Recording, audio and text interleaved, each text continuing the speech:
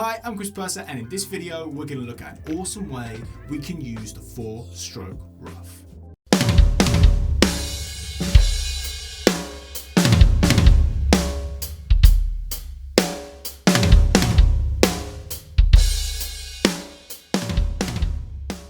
So, the 4-stroke ruff is an awesome rudiment.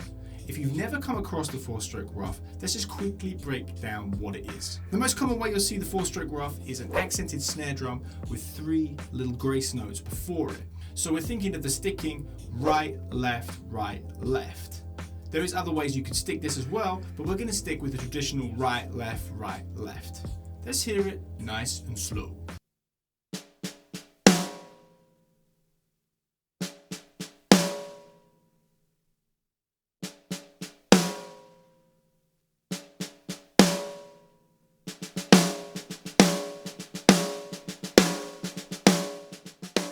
Hey guys, if you're finding these videos helpful, please feel free to like and subscribe. Things you could use as a musical trigger for this to make sure you're sounding it right and getting the rhythmical shape are stuff like bucket of fish, bucket of fish. That's a really common one you hear for the 4-stroke ruff.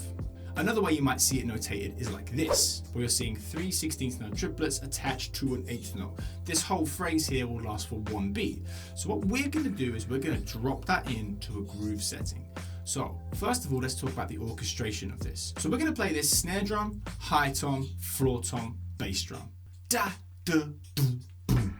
So let's hear this nice and slow, keeping that sticking of right, left, right, kick.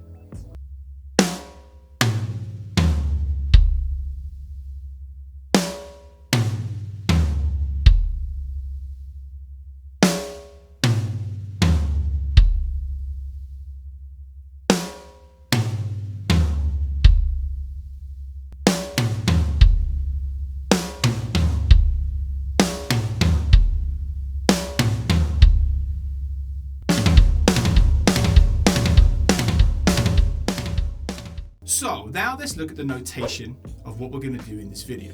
So you can see here is a simple groove, but we've put 2 sets of the 4-stroke ruff inside it. They're going to be played as a combination of 16th notes and 32nd notes. It's just so we can get at slow tempos this 4-stroke ruff cooking and sounding awesome in the middle of the groove. So firstly we have a bass drum and hi-hat together, followed by a hi-hat, which would be counted as just 1 and. Then we have our backbeat. So our snare drum and hi-hat together, followed by a single hi-hat, and then this leads into our 4-stroke ruff.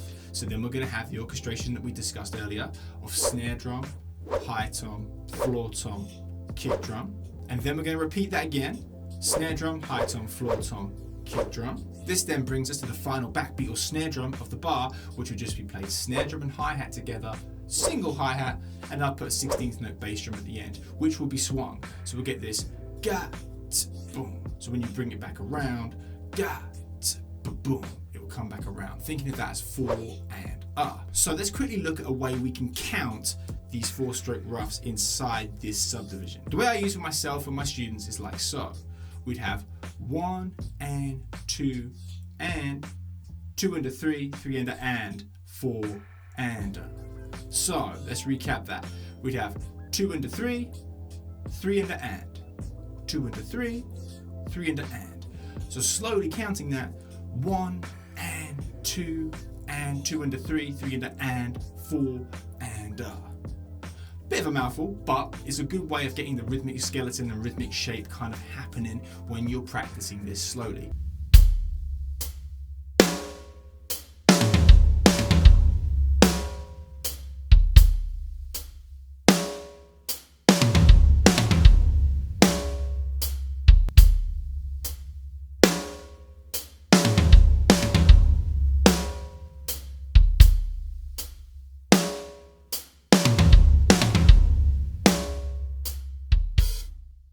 So an awesome way we can apply the 4-stroke ruff in a musical context, using it as a fill inside a groove, really does add some forward motion at these slower tempos.